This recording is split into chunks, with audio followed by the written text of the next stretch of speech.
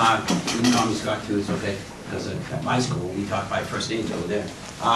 Ms. Irish asked me to present this, and I did a little research. So just for, it was fun to think about. I want to. John Finley, please know 4106. Here's my disclaimer. Honestly, I've never played this golf. Okay, I've never have. So next time you guys play, I expect an invitation to play. Any reference you do this when you throw comes from some unknown person on the internet that I researched and said this is what it looked like. It was really cool. All right, so if you get that. So even though at some point I may sound like I know what I'm talking about, it's only in theory. All this is theory, is physics and theory. But you guys, the players, need to become scientists. That's my point of this whole thing today, I think, is that you guys need to become scientists and to become a better disc golf player, like any. Miss Irish and I were talking yesterday, like any golfer, traditional golf or disc golfer, you're going to have to start to document and collect data. That's really what this is all about today. And for you to do that, you got to understand some stuff. I think I went too fast. So today, here's what I produced, I thought were outcomes for today. You're going to start to learn how a disc flies. And you're going to understand how the terms gravity, lift, Bernoulli's principle, thrust, drag, and angular momentum apply to disc golf. Those are the words we're going to start talking about. Are you guys freshmen or sophomores? Sophomores. So you're sitting in physics. I'm 8th grade. Cool. You've taken some physics and you just don't know it yet. I bet you've talked about forces and things like that.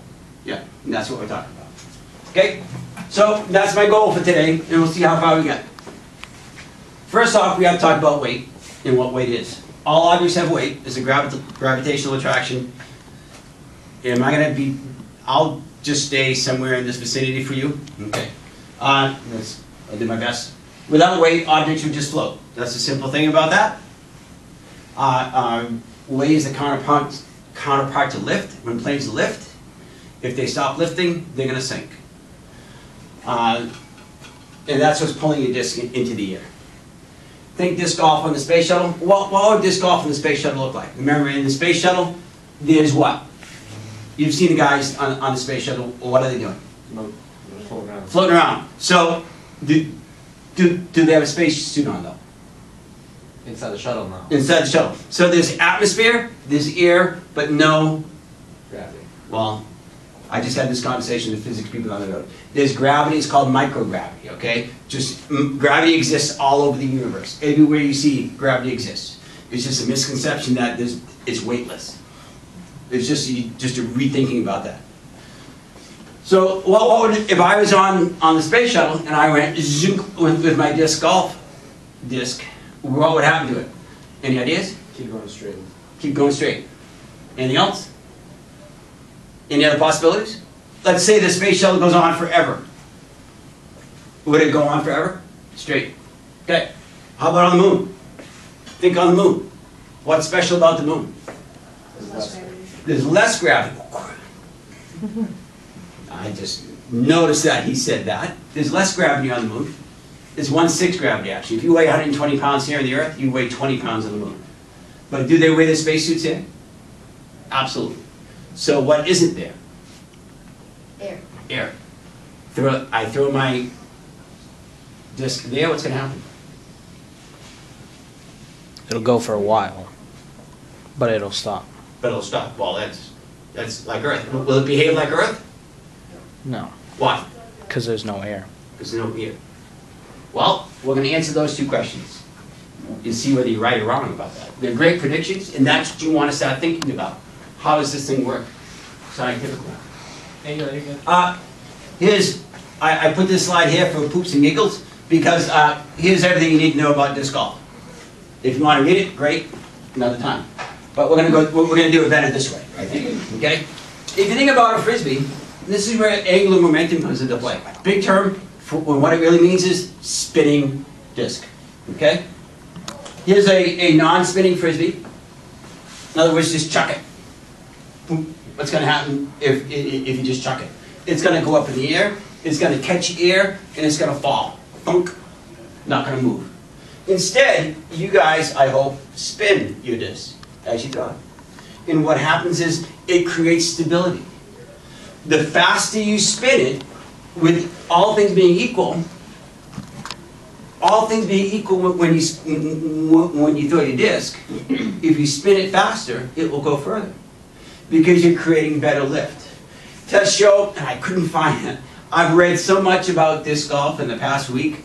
There was some data somewhere that said, it gave me exact numbers, and I wanted to give them to you, but I couldn't find it. Tests show that if you throw the same disc with the same forward velocity, same speed, but spin it at a faster rate, the further the disc will go. So here's where you can be the scientist. You need to start trying these things. You need to go out in the spring. I gave Cyrus some ideas. Go out in the spring, or even now if you want, and start doing this. Try to get your muscle memory to do the same thing every time, but spin it faster. See if it goes further.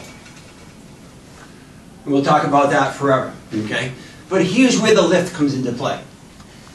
Frisbees have an airfoil. An airfoil is a design surface that will fly when there's airflow above and below it. What that means is this. Plane has all this stuff also. Well, I'm just going to skip through this stuff because it has to deal with planes and get to the fun part. This one here. Here's where your Frisbee is. If you stop this wing right there, you can see it's half a Frisbee, right? Do you understand what I mean by that? This half looks just like a Frisbee, if we can put it on the other half. It's the only image that I could find that had this great lift piece on it.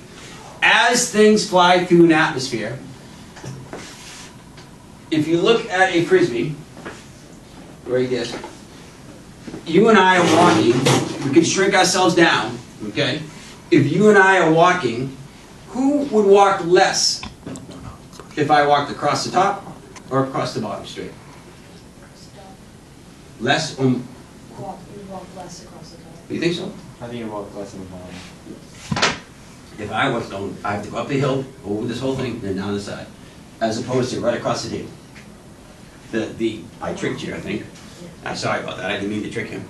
Across the bottom is shorter than across the top. The longer distance is across the top. Okay.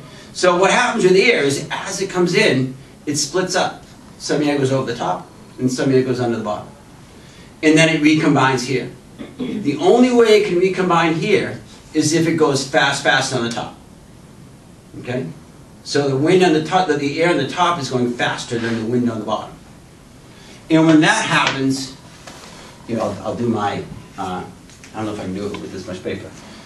We haven't talked beforehand or all that stuff, you know, all the little magician thing. If I blow across the top here, I'm going to create low pressure.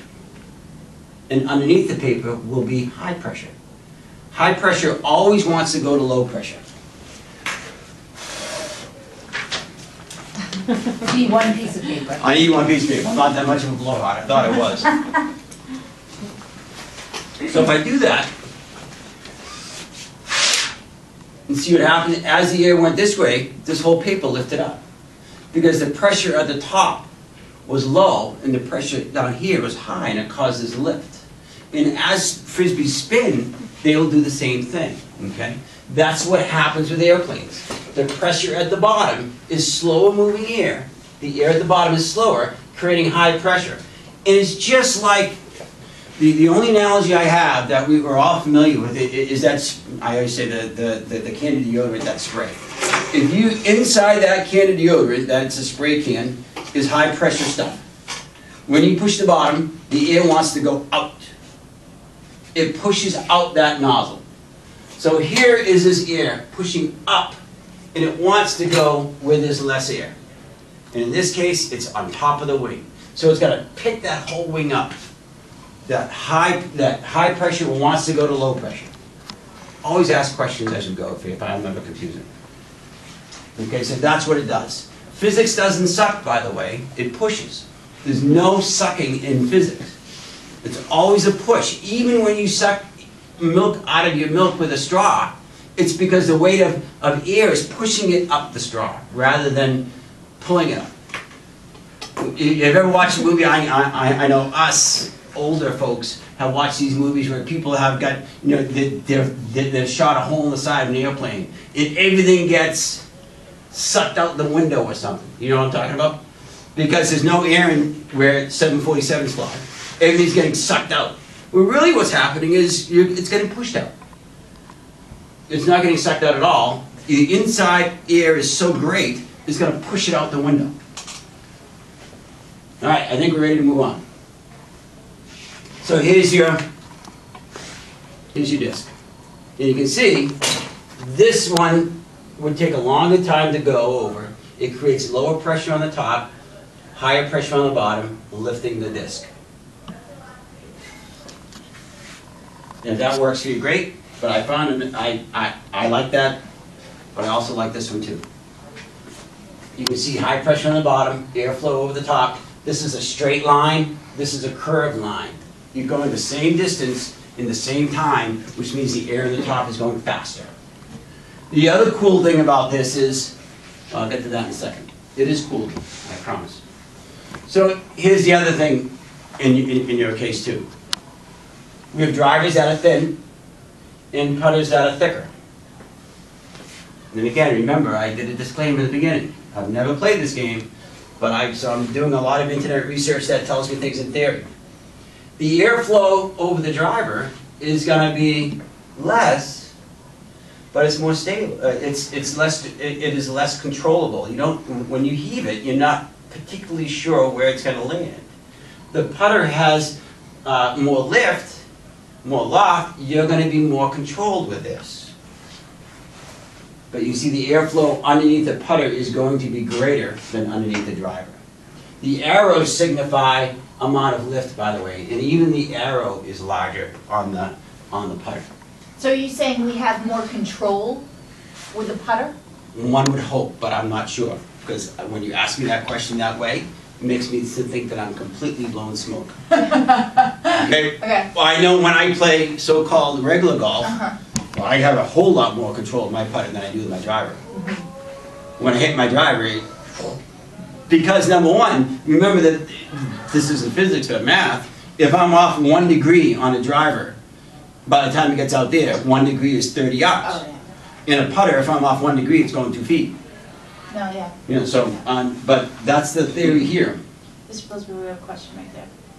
What would happen to airflow if you threw the disc more in an angle upward? We'll talk about that. I got that on the next slide. Okay, so drag. We're going to talk about drag quickly. Drag is the counterpart to thrust. It's what slows things down, right? While thrust is propelling the disc, drag is constantly trying to slow the disc down.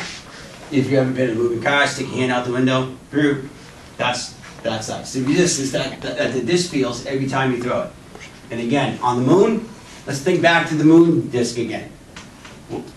It's not going to go in the air because there's no lift on the moon. There's no atmosphere, right? So we have no lift, yet we have no drag either. So it's going to play a little bit of both ways there.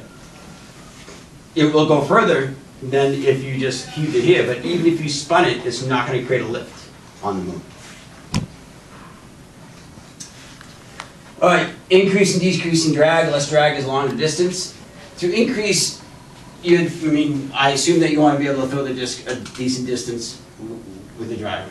Throw the disc harder, obviously. Some of this stuff is like a no-brainer for you guys. The faster the throw, the more drag it will experience. That's the problem, though. Here's the one you want, 10 degree. That's the science piece.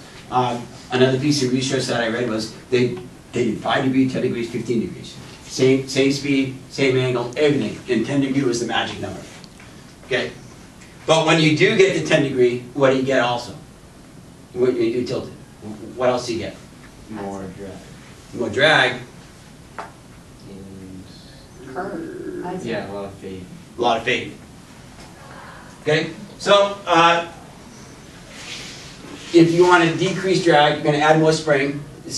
The more spin a disc has, the less wobbling it has, so you're going to create less drag. Linear plane, keeping it flat, is going to give decreased drag, but you won't get that fade that you're planning on, perhaps. Here's what we were just talking about, angle or attack. And this is where it gets slightly complicated.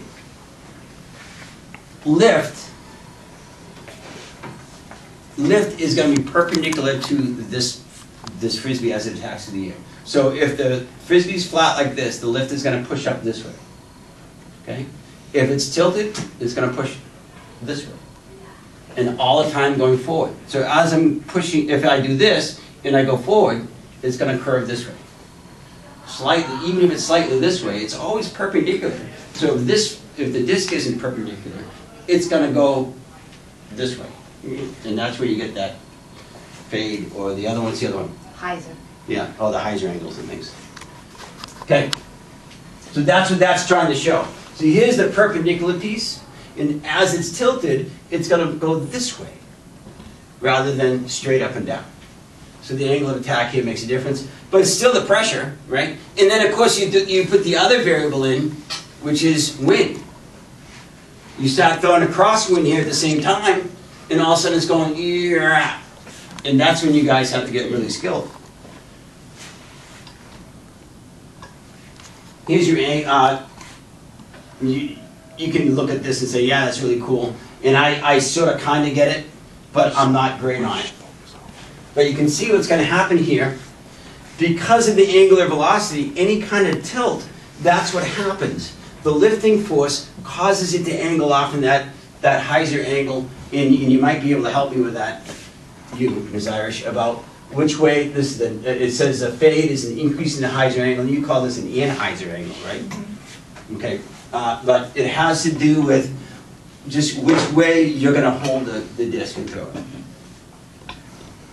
Head up on that one? Because I'm not really great on this. You guys are going to have to figure. But it all has to do with the lifting force, because that's always perpendicular to this disc, lifting this way. So if you throw it in such a way that it's under this, it's gonna at the same time curve it and cause that angle to change. If you're going to do this, it'll go this way. Right.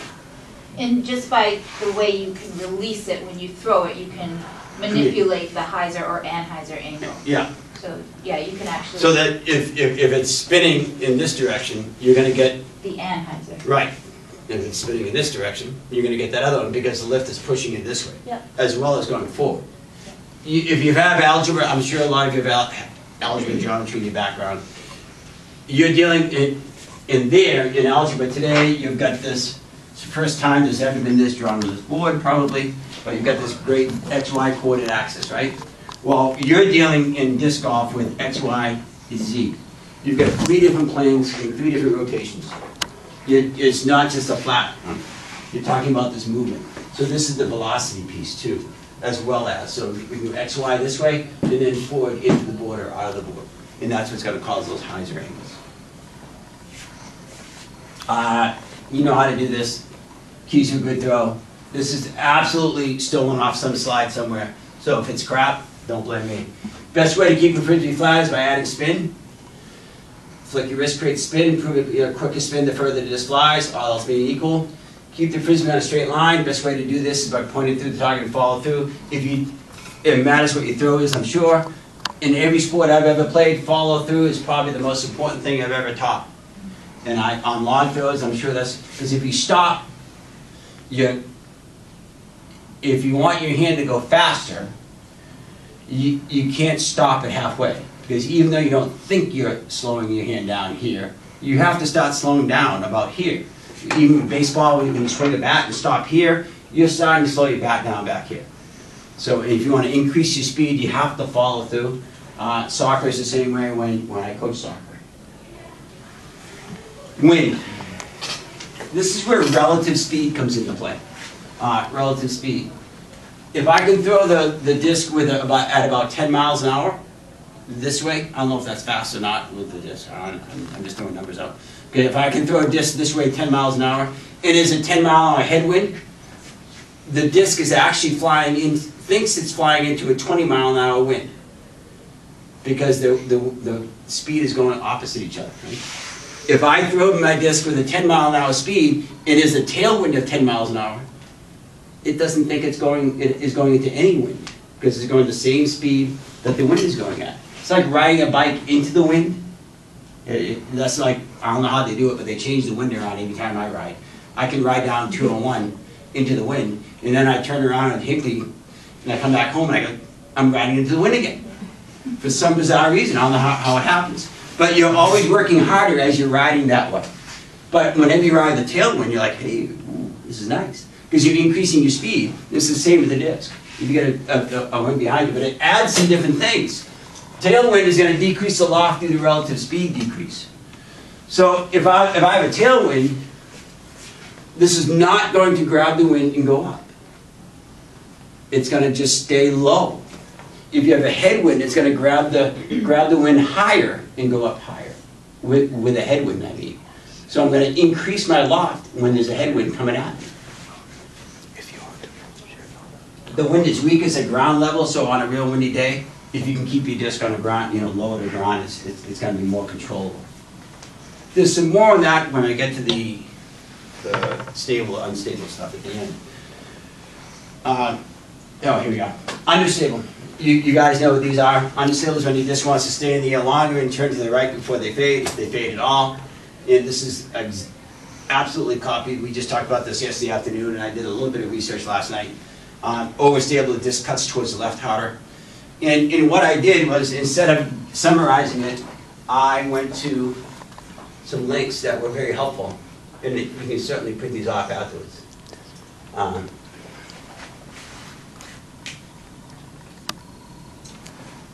This is the whole thing on disc golf stability. And they have, I just looked at some of the other discs that Mr. Irish had that had some numbers on here that you could actually identify. You guys know this, I'm sure. Or maybe you don't. Do you? Am I telling you anything new about this stuff? Yeah, we kind of have an idea about that. We just, it's Start- hard to understand why, like, Why a certain say- disc has that stability or not. You know what? That's a darn good question. I tried to identify why that is. All discs have some sort of stability guide to them. They're rated and everything, and there's like 3 or 4 different reasons that people. I mean, what I looked at actually was a lot of the blogs that people are writing, which is a great place to get information, by the way. Don't always go to sites like this. Go right to the blogs, because you have people that play the game that you kind of have to filter a little bit, because quite frankly, some of them like have mistruths about the science involved. But they talk about the types of plastics have different kind of qualities to them, and they also talk about the more they get banged up, the more they get beat up. That also creates more, and you have to kind of adjust that way. And I can see where that might be, because it's going to cut through the air at different rates, right? Because you're going to carve in the middle differently than on the edge, which is going to make that unstable. So you have to create some. The biggest thing is you're going to have to be able to develop, just know your disc and how over or understable it is, and then adapt with the wind. Because one of the questions you had was, you said people have told you never to use your Understable discs in the wind. right, but it matters, and again, it matters which way. Exactly. So my question always was, why does it matter? So I've always heard this, and I don't know if you guys have heard this as well, that to never use your understable discs in the wind or in windy conditions. And so why does it matter? Because the wind could be blowing either way, so why understable? Why are you telling me not to use the understable discs? Because stable discs could be just as bad, I suppose, if it's windy. Back to triplets. So I couldn't really understand that, so I had asked him that yesterday, that was one of my burning questions. How do I go back to my PowerPoint down here, right? There you go. Yep. Right, because on this slide also, it talks about that here. Okay, This is a nice little site, this one here, it talks about what to do with wind. okay. This is a nice little article, actually, Mastering the Wind. Did you read anything about that what I had heard about Yes. understable discs? Yes.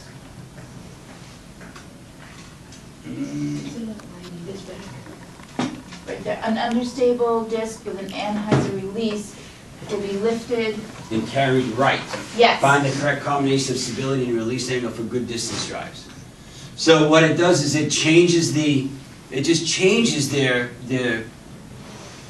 again, it matters which way, if this is a crosswind now, okay, it just accentuates or deaccentuates. Yeah, which is Whichever kind of is- what we talked about. Kind of what Right. we kind of came to the conclusion of Yeah, yesterday. Right, so Yeah. right to left crosswinds, anhyzers drop hard and can catch the edge and roll. Hyzers lift and carry more than expected.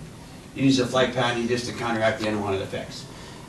Headwinds and tailwinds, and that's exactly what we just started talking about. It's going to it will also make a disc behave as if it were more overstable. Okay, And that's what I talked about Yeah, earlier, if the okay. wind's coming at you, Accentuates it it. accentuates Yeah. things. Yeah. okay. But this Thank is on you. the site, you've got my PowerPoint now, Yeah. so you can certainly download those. Yep. And I'll send this PowerPoint to all you guys, or I'll put it up on our site. Sweet. And then these guys, this is really cool. I know it would be cool if I were really into it, because this is the. This is apparently every disc known to mankind. Yeah. And it'll tell you exactly what's going on with it, okay? Like what? No, Have you guys seen this before, the flight chart? No? No. I've In only a seen it store or I've something? only seen it for separate companies, like Yeah. Yeah. they'll have one just for their discs. And then Yeah, another yeah. one just for their discs. Yeah, so we, over here, I they can talk print that about out relative for you. distance, stability, and then as I slide down, Can you see where it has all your different discs on it? See, it has, It's hard to see from here, but yeah, it's hard to see. tell me your favorite disc. the flash, Discraft Flash. So, like, Just to the left of the 5, the big 5. oh, you see it? Yeah, it looks Right down there, right there, right? Yep.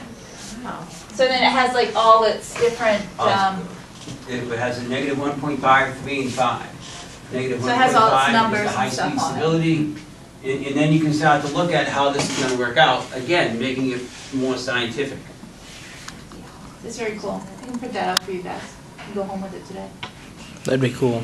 I'd actually really Lastly, like what's that. Yeah, this? it's very cool. I forgot what this was, but I'll find out in 2 seconds.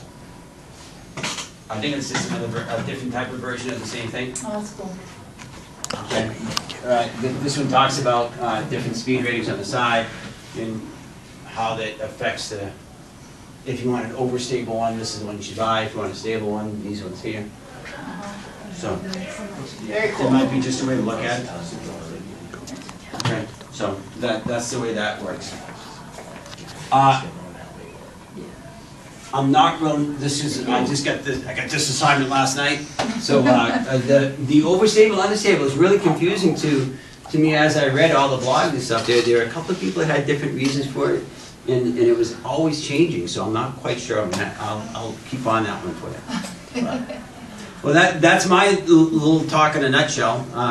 If you have any questions, I'd love to, we can try to discuss them, but what I was telling Ms. Irish was, you guys, and I said at the beginning, you gotta start writing things down. If you ever watch pro golf, regular golf, not, I've never seen disc golf on TV, but I'm sure it's been on.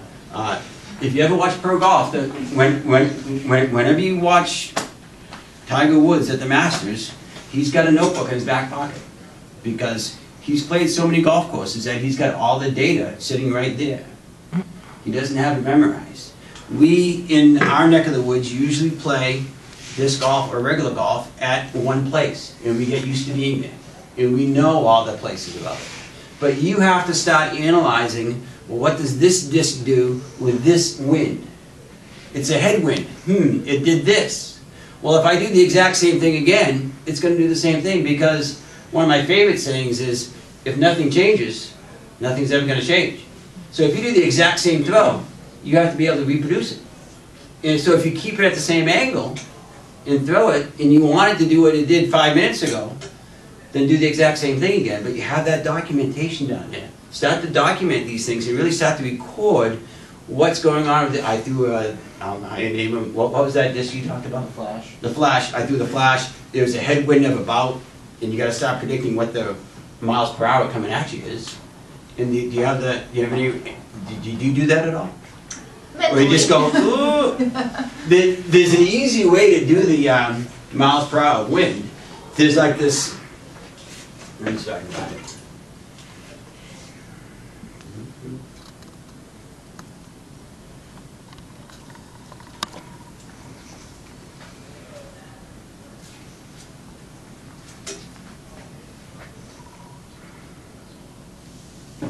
You don't need to have anything like that. It's like if the leaves are, the only time it's going to be a problem is now when there's no leaves. that's gonna be, I'll find it for you. There's like this, if the leaves are rustling, then it's 5 miles an hour. If the branches are moving, then it's 10 miles an hour. If the whole freaking tree is moving, then it's 30 miles an hour, that kind of stuff. So you can kind of give yourself a general term of what the wind speed is. Create a data table. So and you can start to gain some sort of idea about how far you threw it and what you did, so that you can have that data to help you reproduce that throw. Because the whole thing about any kind of golf is being able to throw something 80 yards when you want 80 yards, not when you only want 30. Or when, you understand what I mean by that. So, but to really start to look at that data piece and to make disc golfing into a science rather than just, it'll make it more fun, I think, if you make it into a science as well as a enjoyment activity. Great advice. You guys got for questions? What's the difference, like, how's a disc gonna behave different with the different rims? Because I know that just about different rims that I have, some of them will be really thick and really wide, and other ones will be really thin and super small in width. And I'm not Well, here's two different, so that's, what you're talking about is this part of the frisbee, right? Right, because like drivers, they'll have really wide rims, and sometimes they're thicker, sometimes they're really thin, and putters, they're generally rounded over, but. Right, well, remember, it's all about that distance traveled on the top, okay? So the thicker the rim, I would think, the more pressure there is at the bottom, so they're gonna get a greater lift. So you're gonna have to just do, if you want to go up and down, then you're gonna use a thicker rimmed object. You wanna just look at drivers though?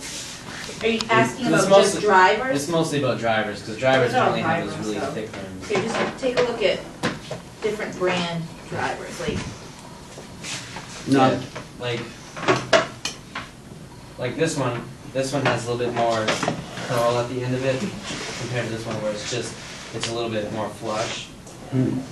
And I know it affects the flight somehow, but I don't know how. Like this one's a little thicker than this one. oh, this. And then And this then the is, mid-ranges, they're super curved like that. oh, I see. So what happens when this hits the ear? I'm just talking it through, okay, that's really what I'm gonna do. This is gonna hit this, and so we're gonna hit here, and this is gonna drive down. And to me, if that hits there, Newton's third says equal and opposite reaction, right? So it's gonna drive that up a little bit. That's what's gonna happen here, I would think. This one's not gonna have the same lift as this one, though, because of Newton's third. Do you know Newton's third yet? Well, It's we're kind of getting to it. for every action is an equal and opposite reaction. The chair you're sitting on is pushing you up with how much ever weight you have, and so how space shuttles fly, because the exhaust comes out the back, space shuttle goes that way. So as this drives down this way, this will drive this frisbee up this way. Makes sense. So this one has a greater, I think, push down, causing it to lift a little bit, as opposed to this one, which kind of just goes. So I bet you get more loft with that. Well, this hoping- one, all I can really Either say that or about I'm this making it one, up as I go. this one goes super straight. This one is an understable one, meaning it goes That way. really hard. The other thing about this kind of thing is its weight is going to be more centrally located. It's going to be because all of its weight is here rather than spread out to the edge. So the radius of most of its weight is closer to the center, but not a lot. And I have no idea whether that makes a huge bit of difference. What that? Yeah. So you think, so if there was a wider rim like this would be more understable compared to this one, which has the super curved rim? I don't know. Which one did you say was the unstable one? This one? I'm assuming these would be Oh, understable. is this unstable also? No, well, it's no. Yeah. So we gotta figure that one out. It's a good question, I will look into it. I think I'm right on this one, that this did create a little more loft that way. I think the loft question was Yeah, because generally correct. my mid-ranges fly pretty straight, and they all have those real thick rims that are really curved. Yeah, like this one is the same way. These are Right. straight, these are straight flying mid-ranges that he's talking about. Yep, again, the straight curve, because you're gonna get that nice, the center of mass is right here, rather than spread out. So you get a nice spin there. I bet this is more gyroscopic in nature than this one. Yeah. Spinning just- raises the stability. Yeah. Spinning raises stability, good. So I'm semi on track with that.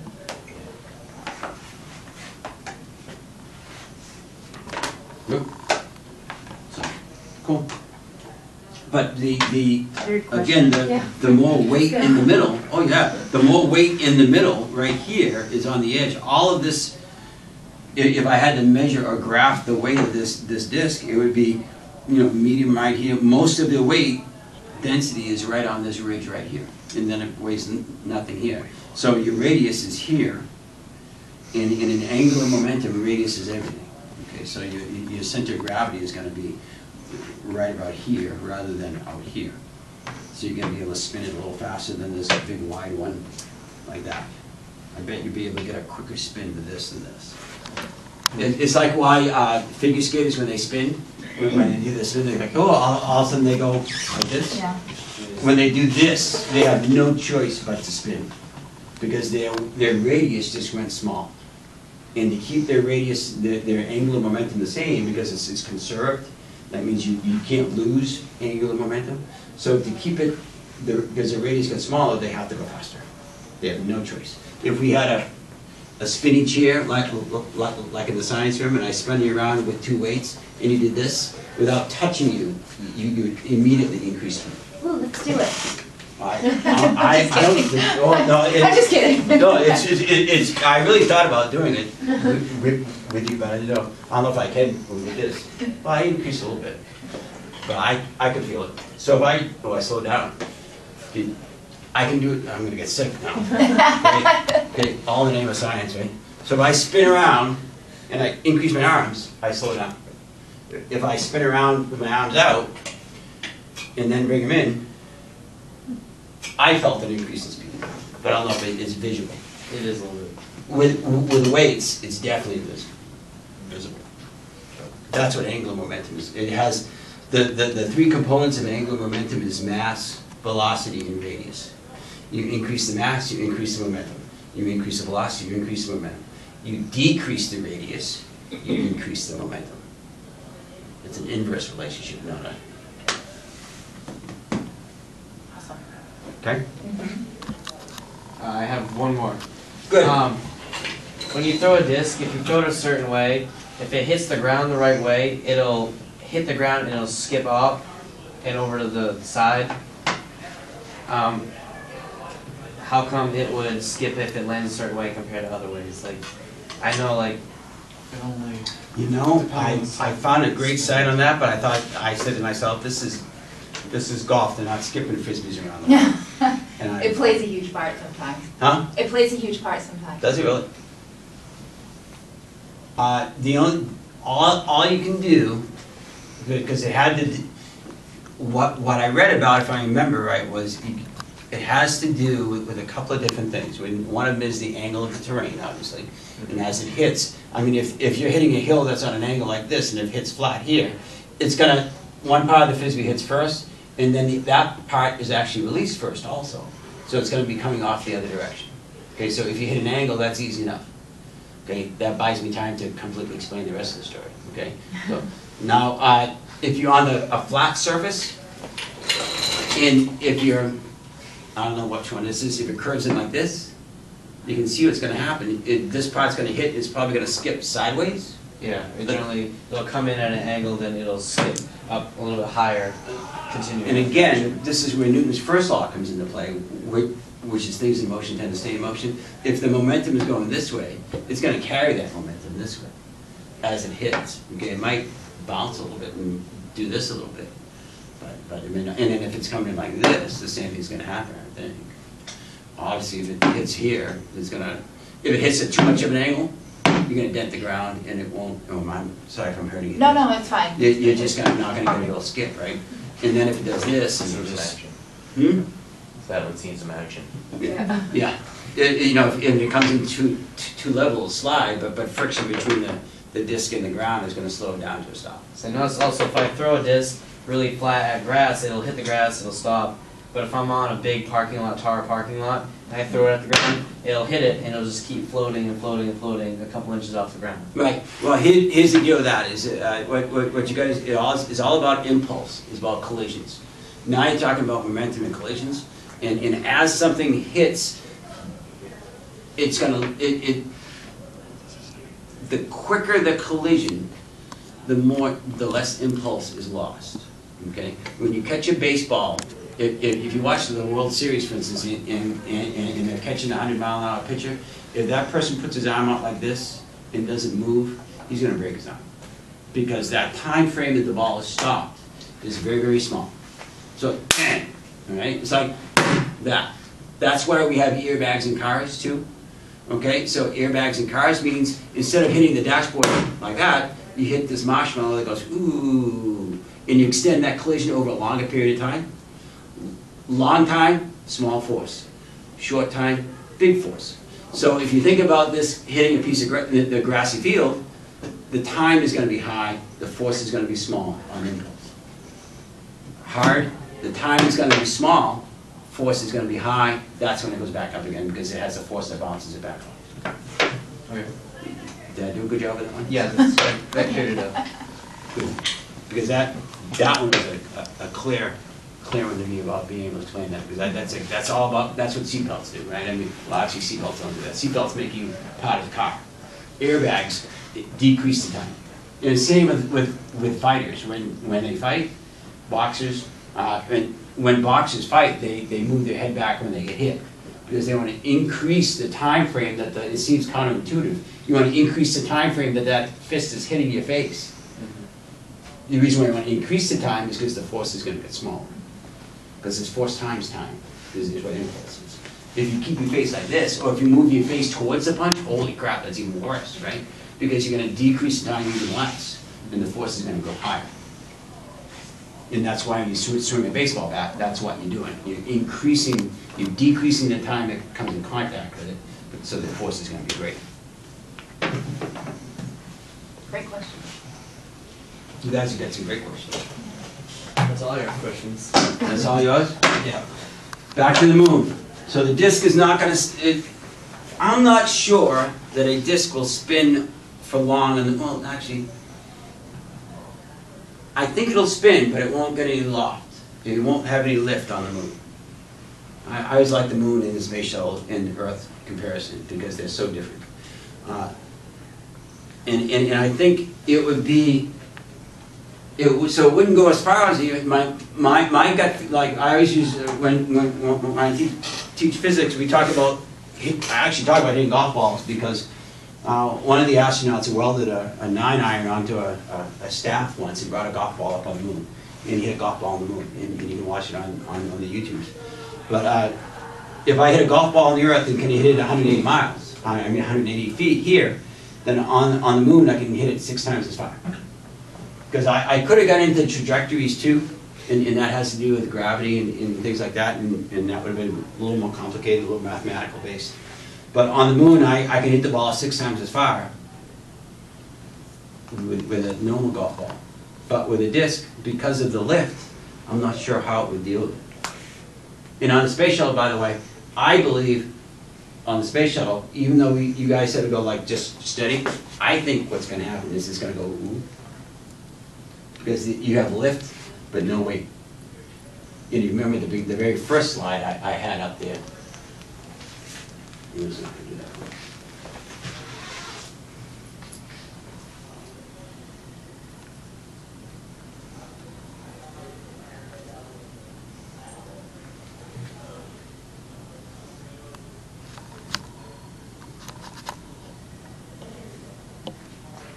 Oh, that's why I didn't have that slide. Let's go back to the one you studied.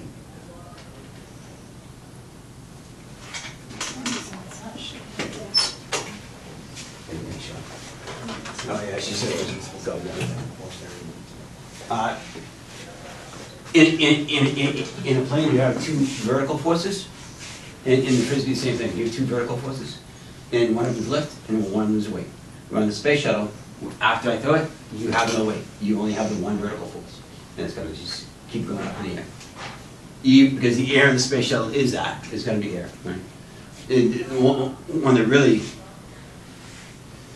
that's one of the biggest things that the space shuttle had to deal with, just to get into real science, some other science that's not Frisbee based, but they had a real issue with motors burning out on the space shuttle. Because here on Earth, if you have a motor that runs, it creates heat, air currents around the room, convection currents will blow, right? Convection currents are these currents that sit in the air, and they, warm air rises, cool air falls. Well, on the space shuttle, there's no gravity. Warm air is not going to rise. Warm air is just going to hang around the motor, and motors are blowing out all over the place. And not only that, but fuses, you know what fuses are? The like little pieces of wire that as the electricity goes through them, they heat up, they melt, and they break, and electricity doesn't run anymore. So they set that up on some of the first Apollos, and they, all of a sudden they were blowing motors like crazy because fuses were melting, but there's no gravity. So the melted wires didn't fall. They continued to carry electricity, and they were burning things out because that lack of gravity thing is really, really kind of cool to think about what would happen with that. And just because I have to say this, there is no switch that says gravity, no gravity, gravity, no gravity. That's not anything that anybody has. Okay? Everybody, a lot of my students would say, hey, but they had that switch. You see, that's on Spaceballs or something silly, some silly movie somewhere. That's not true. They do have what's known as the vomit comet. Have you heard of that one before? No.